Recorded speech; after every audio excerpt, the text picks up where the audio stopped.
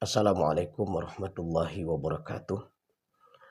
Alhamdulillah, segala puji bagi Allah Subhanahu wa taala. Selawat dan salam pada Rasulullah Muhammad sallallahu alaihi wasallam. Para pendengar Pro1 RRI Lok Semawe yang insyaallah pada kesempatan ini kita akan menyampaikan materi faktor penyemangat orang berbuat baik, dengan sebuah harapan agar materi yang kita sampaikan ini menjadikan saya, diri kita semua dan para pendengar Pro1 RRI akan lebih bersemangat dalam berbuat baik. Mari kita lihat beberapa faktor agar kita bersemangat dalam berbuat baik.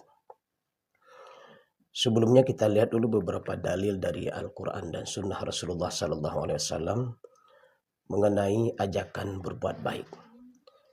Jadi ajakan berbuat baik itu sudah ada di dalam Al-Quran, artinya perintah Allah. Kemudian ajakan berbuat baik itu sudah ada dalam Sunnah Rasulullah, artinya Rasulullah juga memerintahkan kita agar berbuat baik. Pertama kita melihat dalam surat Al-Hajj ayat 77 Allah berfirman, waf'alul khaira la'allakum tuflihun. Yang artinya, dan kerjakanlah kebaikan agar kalian beruntung.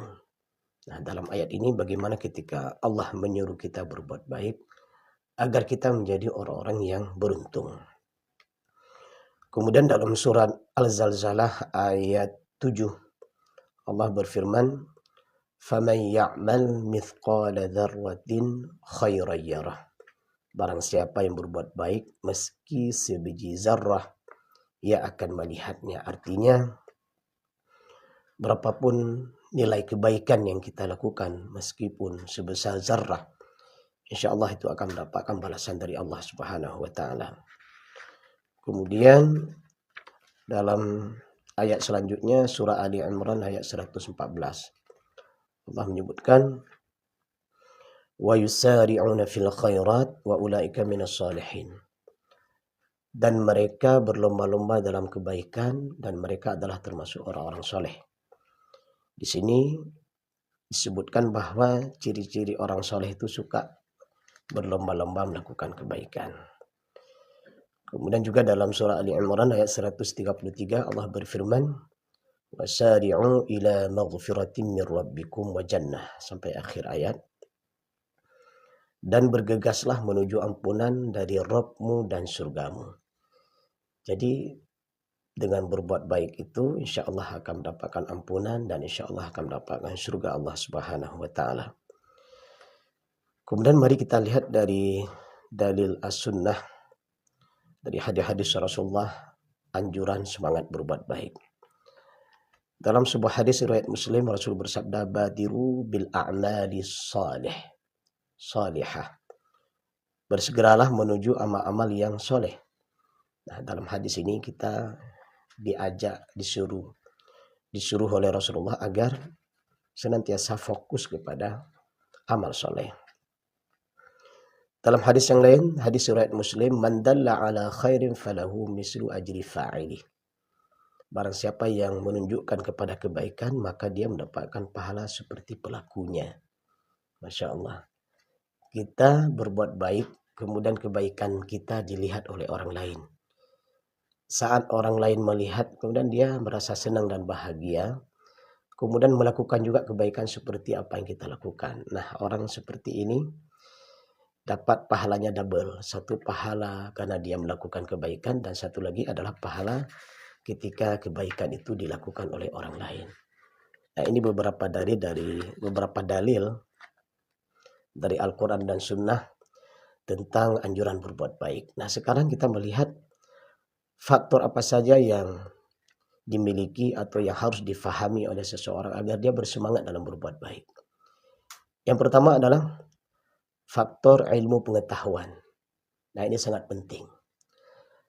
Seseorang yang memiliki ilmu pengetahuan, maka dia insya Allah akan mengetahui mana itu kebaikan. Kemudian dengan dia memiliki ilmu pengetahuan, dia akan tahu bagaimana berbuat kebaikan. Nah, ini dulu kita lihat. Dengan ada ilmu, dia tahu mana perbuatan baik. seperti melaksanakan sholat, berinfak, bersedekah, dan seterusnya. Apalagi sebentar lagi kita akan menghadapi bulan Ramadan. Nah, dalam banyak ayat dan hadis-hadis Rasulullah SAW, bulan Ramadan adalah bulan yang penuh dengan kebaikan dan keberkahan. Nah, agar kita bersemangat beribadah di bulan suci Ramadan, maka hal yang harus difahami dan dimiliki oleh seorang hamba yang akan menjalani Ramadan adalah harus memiliki ilmu pengetahuan. Artinya, apa itu Ramadan? Bagaimana fadilah Ramadan? Kemudian bagaimana menjalankan siang Ramadan? Bagaimana menjalankan malam Ramadan? Dan bagaimana sikap kita terhadap diri kita? Kemudian bagaimana sikap kita terhadap keluarga kita, masyarakat kita, dan terhadap alam sekitar kita. Nah, ini ketika mereka memiliki ilmu pengetahuan, maka insya Allah dia akan bersemangat dan memanfaatkan Ramadan. Dalam hal yang lainnya, misalnya seseorang yang ingin berbuat baik kepada keluarganya, maka orang yang punya ilmu pengetahuan dalam kehidupan berkeluarga, artinya dia tahu tugas sebagai seorang suami, tugas sebagai seorang istri, dia paham. Nah, dengan dia mengetahui tugas seorang suami atau seorang istri atau masing-masing pasangan hidup, maka dia akan berbuat baik. Dalam bahasa lainnya adalah banyak sekali pasangan dalam sebuah keluarga tidak saling berbuat baik. Penyebabnya kenapa? Karena dia tidak punya ilmu. Dia tidak tahu hal apa saja yang harus dilakukan dalam sebuah keluarga. Kemudian bagaimana melakukan kebaikan itu juga dia tidak tahu karena tidak punya ilmu. Nah, kemudian dalam hal yang lainnya misalnya, ketika dalam sebuah sabda Rasulullah yang sering kita dengar, yassiru wa la tu'assiru. Nah, ini sebuah kaidah dalam bermuamalah. Mudahkan, jangan sulitkan. Nah, ini perintah dari Rasul. Ya. Bagaimana Rasulullah memerintahkan kita, yassiru, mudahkan. Wa la tu'assiru, jangan sulitkan. Nah, kalau ini kita amalkan, maka akan banyak kebaikan yang akan didapatkan oleh pelaku atau yang memahami hadis ini, dan akan banyak kebaikan yang akan dirasakan oleh orang-orang yang melakukan kebaikan. Seorang pemimpin yang mengamalkan yassiru wa la tu'assiru ini, maka dia akan memudahkan rakyatnya untuk mendapatkan segala kebutuhan dan hajat rakyatnya. Karena seorang pemimpin itu juga masyarakat biasa. Dia juga manusia, dia bukan malaikat. Nah, sebelum menjadi pemimpin dia rakyat biasa. Dan yang memilih dia juga manusia, bukan binatang. Nah, ini harus diingat. Nah, maka oleh karena itu, pemimpin yang sadar, dia berasal dari rakyat biasa, kemudian telah dipilih oleh rakyat biasa. Karena telah dipilih, kemudian dia dapat kedudukan. Nah, inilah mungkin yang membedakan. Setelah dapat kedudukan, dia punya kekuatan, dia punya aparatur pemerintahan, dia punya berbagai macam sarana prasarana dalam menjalankan tugasnya. Nah, di sini kalau pemimpin mengamalkan kaidah bermuamalah tadi sebagaimana sabda Rasulullah yang kita baca tadi, maka dia akan memudahkan urusan rakyat. Dan dia akan memberikan kebaikan kepada rakyat dan tidak akan menyulitkan. Nah, ini bisa kita lihat dalam sebuah kehidupan. Kalau misalnya rakyat merasakan dimudahkan oleh pemimpinnya, rakyat tidak ada kesulitan dalam segala urusannya. Nah, ini pemimpin yang sudah mengamalkan hadis ini. Sambungan dari hadis ini adalah basyiru wa la tunaffiru. Gembirakan, jangan sedihkan. Nah, ini coba luar biasa, sebuah kaidah yang dari hadis Rasulullah ini, yassiru wa la tu'assiru, basyiru wa la tunaffiru. Mudahkan, jangan sulitkan, gembirakan, jangan sedihkan. Satu saja hadis ini kita amalkan, berapa banyak kebaikan. Nah, jadi kenapa seseorang dalam perjalanan hidupnya kok menyulitkan orang dan menyusahkan orang? Nah, ini dia tidak punya ilmu. Nah, maka Rasulullah mengatakan, di antara kekhawatiran Rasulullah SAW nanti adalah di akhir zaman akan muncul pemimpin bodoh. Nah ini sangat kita sayangkan. Karena dia bodoh kepada dirinya, akhirnya membodohi rakyat, dan dia tidak layak menjadi pemimpin. Nah ini Rasulullah sudah mewanti-wanti jauh-jauh hari. Nah bukan hanya itu, bahkan Rasulullah mewanti-wanti terhadap pemimpin yang ruwaibidah. Dia bodoh, tidak punya pemahaman apa-apa, tapi diberikan panggung dan diangkat menjadi pemimpin. Akhirnya masyarakat atau rakyat menjadi sengsara. Nah ini yang pertama. Seseorang agar bersemangat dalam melakukan kebaikan, maka dia harus punya ilmu. Maka bagaimana caranya agar kita punya ilmu? Banyak cara. Membaca, menelaah, melakukan penelitian, kemudian menghadiri majelis ta'lim, mendengar nasihat yang disampaikan seperti apa yang kita lakukan, kita sampaikan pada hari ini melalui Pro 1 RRI Lux Maweng yang cukup luar biasa, yang kita sangat berterima kasih kepada RRI dengan program tausiah sore ini. Ada ustadz yang beragam ilmunya telah menyampaikan ilmunya, dan para pakar tentang ilmu pengetahuan juga sudah menyampaikan ilmu pengetahuan lewat udara, ya. Masya Allah, luar biasa. Tinggal kita mendengar saja dan mengamalkan, insya Allah. Nah ini sangat dibutuhkan orang-orang yang ingin bersemangat beramal saleh. Dia butuh ilmu. Apalagi dengan kecanggihan informasi dan teknologi hari ini, sangat mudah kita untuk mendapatkan ilmu. Dan jangan lupa, berapapun banyak bacaan yang kita baca, berapapun banyak ilmu yang kita dengar, jangan lupa mendatangi seorang yang ahli. Allah berfirman, fas'alu ahla dzikri in kuntum la ta'lamun. Jadi datangi orang-orang yang ahli dalam bidang ilmu tertentu dan bertanyalah. Nah inilah kebiasaan para salafus salaf. Mereka suka menghadiri majelis ta'lim, mereka suka berjumpa dengan para kiai, para tungku, ya, para salafus salaf yang luar biasa keilmuannya. Itu didatangi, dihadiri majelisnya, mendengar keilmuannya, kemudian dia berusaha untuk menghafal ilmu-ilmu yang telah diajarkan tersebut. Nah hari ini ya, anak-anak kita mungkin di ma'had, di pesantren, atau di lembaga-lembaga pendidikan, ini bagian daripada yang akan menjadikan anak-anak kita itu memiliki ilmu dan akan bersemangat dalam mengamalkan kebaikan. Nah ini yang pertama. Yang kedua, faktor yang membuat seseorang bersemangat dalam mengamalkan atau beramal soleh adalah sadar dan ingat pahala yang akan diperoleh. Masya Allah. Misalnya dalam sebuah hadis riwayat Muslim, aku telah melihat seorang lelaki yang mondar-mandir di surga karena sebatang pohon yang ditebang karena terletak di tengah jalan dan mengganggu manusia. Hadis riwayat Muslim. Masya Allah. Coba lihat bagaimana keberadaannya itu memotong dahan, yang dahan tersebut telah mengganggu orang dalam perjalanan. Dia potong dahan tersebut. Akhirnya orang lebih mudah dalam berjalan karena tidak lagi terganggu dengan dahan yang itu mengganggu orang berjalan. Nah, hanya dengan sebuah amal sederhana memindahkan gangguan, atau ada gangguan di jalan dia pindahkan, ada batu, ada kayu dia pindahkan, ada dahan yang itu mengganggu pengguna jalan, kemudian dia potong. Nah ini Rasulullah menggambarkan itu pahala surga. Bagaimana dengan amal soleh yang lebih besar dari itu? Lebih besar dari itu. Menolong fakir miskin dan anak yatim. Menciptakan lapangan kerja kepada masyarakat.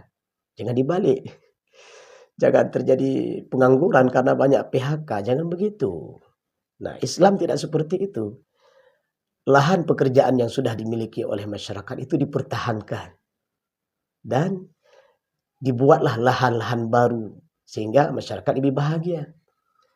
Beasiswa yang sudah didapatkan oleh para siswa dan mahasiswa itu dipertahankan dan ciptakan lahan-lahan beasiswa baru. Jangan terjadi sebaliknya, mereka yang sudah dapat beasiswa tidak mendapatkan lagi beasiswa dan beasiswa yang baru pun tidak dilakukan. Nah ini penting. Kenapa kita menyampaikan ini? Karena sebuah negara yang hebat itu adalah negara yang sangat memperhatikan pendidikan kepada rakyat. Ya, termasuk sarana prasarana belajar yang bagus. Kemudian memberikan semangat kepada para pelajar lewat beasiswa. kemudian adanya pengkaderan, ya pengkaderan sumber daya manusia, apakah di bidang pertanian, apakah di bidang ekonomi, atau di bidang kesehatan. Kita sangat butuh dokter-dokter yang ahli, yang akan memberikan bantuan kepada rakyat, masyarakat ketika berobat. Kemudian eh, ilmu-ilmu farmasi ya tentang obat-obatan, dan kita butuh obat-obat yang bagus. Ya, ini semua adalah akan memberikan kebaikan kepada masyarakat. Bayangkan, kebaikan yang dilakukan ini akan mendapatkan balasan dari Allah Subhanahu wa taala. Kebaikan yang lebih tinggi lagi misalnya bisa menyelamatkan nyawa seseorang. Ya ini mungkin dokter ranahnya atau tabib. Ya orang-orang yang diberikan keahlian bisa membantu masyarakat dalam pengobatan. Dia selamatkan hanya seorang manusia, dia selamatkan nyawanya. Maka Allah menyebutkan barang siapa yang menghidupkan sebuah nyawa, maka seolah-olah dia sudah menghidupkan semua nyawa. Tapi sebaliknya, barang siapa yang membunuh sebuah nyawa, maka seolah-olah dia telah membunuh semua nyawa. Nah ini kan terbalik, ya. Nah jadi luar biasa. Jadi ketika kebaikan itu semakin banyak kita lakukan dan tingkatannya semakin tinggi, maka insya Allah balasannya akan lebih besar. Maka oleh karena itu, bagaimana kita berusaha dalam perjalanan hidup kita semakin hari, itu kebaikan yang kita lakukan itu semakin bertambah banyak. Level yang paling kecil, membuang duri di jalan, kita tingkatkan mengajarkan keluarga kita tingkatkan, kita ajarkan masyarakat kita tingkatkan dengan menciptakan lapangan kerja, kita tingkatkan dengan menyediakan sarana prasarana kebutuhan masyarakat, kita ciptakan lagi terus dengan berbagai macam inovasi dan kreasi kita, akhirnya itu menjadi sebuah negara yang maju. Nah ini pahalanya besar sekali. Siapapun yang melakukan yang pertama kali itu luar biasa pahalanya. Contoh lain misalnya, sebatang pohon yang ditanam, kemudian pohon tersebut apakah berbuah atau tidak berbuah, tapi itu dinikmati oleh orang banyak. Nah ini pahalanya besar kali. Jadi apapun kebaikan yang dilakukan, semakin banyak manusia atau alam sekitar yang merasakan kebaikan itu, maka pahalanya semakin bertambah banyak pula. Selanjutnya, apalagi yang dilakukan yang menyebabkan seseorang bersemangat dalam melakukan kebaikan. Mengerti bahwa berlomba dalam kebaikan tuntutan syar'i. Allah berfirman, "Sabiqu ila maghfiratin min rabbikum." Berlomba-lombalah kamu kepada mendapatkan ampunan dari Rabbmu. Al-Hadid ayat 21. Kemudian dalam surah Al-Baqarah, fastabiqul khairat. Maka berlomba-lombalah dalam kebaikan. Jadi ternyata berlomba-lomba dalam kebaikan itu perintah Allah. Dan Allah menyuruh itu. Rasulullah juga menyuruh itu. Maka seseorang ketika berlomba-lomba dalam melakukan kebaikan, dia merasakan, aku ingin melaksanakan perintah Allah dan perintah Rasulullah Muhammad SAW. Selanjutnya, berusaha mengunjungi lembaga-lembaga sosial dan organisasi bantuan. Nah hari ini kita melihat, Masya Allah luar biasa ya, ada program Jumat Berkah. Ya, makanan dan minuman yang diberikan itu bisa dirasakan oleh masyarakat biasa, bisa dirasakan oleh anak yatim dan fakir miskin. Kita melihat juga ada sunatan massal. Masya Allah ini sangat membantu masyarakat yang lemah, yang butuh bantuan. Kemudian ada panti asuhan, ada panti jompo, dan berbagai macam tempat-tempat penampungan kebaikan yang lainnya yang itu diberikan dengan gratis. Nah ini luar biasa. Bayangkan, kita menginfakkan, mewakafkan sebidang tanah, kemudian dibuat lembaga pendidikan, apakah menghafal Al-Quran, mengkaji tafsir dan hadis-hadis Rasulullah SAW. Di situ lahirlah kader-kader mujahid Islam. Dengan asbab kita berikan sedikit infak kita wakafkan tanah. Kemudian kita wakafkan lagi harta kita, dibuat lembaga pendidikan. Kita wakafkan lagi harta kita untuk para guru.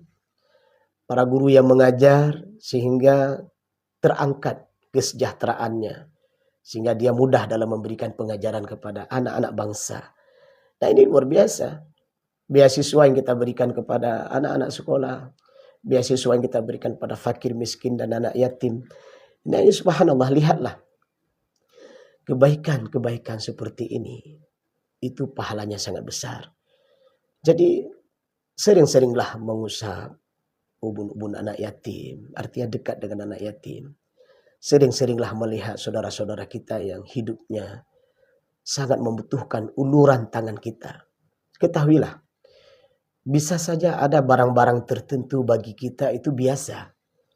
Tapi bagi sebagian saudara kita, itu sangat luar biasa. Katakanlah kita memiliki apakah yang kita pakai, baju, atau sepatu, atau sandal. Ya, tapi sandal dan sepatu serta baju yang kita pakai tersebut masih layak. Tapi kita tidak butuh lagi karena terlalu banyak. Nah, kita berikan, kita infakkan, dan dipakai oleh mereka yang membutuhkan. Ya. Nah, ini kemudian dia berbuat kebaikan, maka pahalanya mengalir juga kepada kita. Jadi lihatlah, kunjungilah ya tempat-tempat, lembaga-lembaga sosial agar kita bersemangat melakukan kebaikan. Jangan sampai kita memiliki pangkat dan jabatan, kita memiliki harta yang banyak, tetapi pangkat dan jabatan tersebut, harta yang banyak kita miliki, tiba-tiba belum sempat kita infakkan di jalan Allah, belum sempat kita berikan di lembaga-lembaga sosial kepada orang yang membutuhkan, kita sudah meninggal. Nah, makanya dalam Al-Quran dan hadis Rasulullah itu bagaimana diungkapkan, orang menyesal kenapa selama hidup ketika ada pangkat dan jabatan tidak digunakan membantu orang-orang lemah.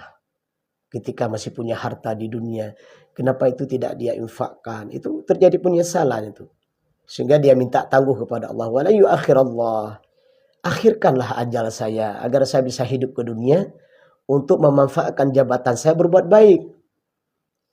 Wala yuakhirallah. Akhirkan ajal saya agar saya bisa hidup di dunia untuk berbuat kebaikan. Tapi ini sudah terlambat. Nah, maka oleh karena itu, dengan kita sering mengunjungi lembaga-lembaga sosial, ya, tempat-tempat yang membutuhkan bantuan, maka kita akan bersemangat dalam berbuat baik. Kemudian apa lagi? Masya Allah, sadar bahwa berlomba dalam kebaikan adalah karakter orang mukmin serta sifat para malaikat yang mulia. Innahum kanu yusari'una fil khairat wa yad'unana raghaba wa rahawa. Sesungguhnya mereka adalah orang-orang yang selalu bersegera berbuat baik dan mereka berdoa kepada kami dengan harap dan cemas. Malaikat adalah makhluk mulia. La ya'suna Allah ma amarahum. Mereka tidak bermaksiat kepada Allah. Wa yaf'aluna ma yu'marun. Mereka senantiasa melakukan apa yang diperintahkan Allah. Nah, jadi manusia yang banyak berbuat baik, dia digolongkan menjadi makhluk yang mulia bagikan malaikat yang senantiasa berbuat baik kepada Allah. Selanjutnya, mengenal sejauh mana para salafus salaf menyesal, menangis karena melewatkan kesempatan berbuat baik. Masya Allah. Lihatlah kisah para salafus salaf. Ketika mereka tidak berbuat baik, mereka itu menyesal. Adalah Sa'id bin Abdul Aziz At-Tanuhi radhiyallahu an, apabila ketinggalan sholat berjamaah dia menangis. Maka bagaimana dengan kondisi kita ketika ketinggalan sholat berjamaah yang nilainya 20 derajat tersebut?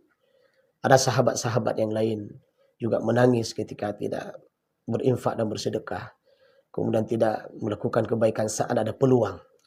Maka oleh karena itu, dengan kisah para salafus salaf yang luar biasa tentunya yang kita bisa baca dalam sirah para sahabat, mereka itu semua rata-rata menyesal ketika mereka tidak sempat berbuat baik.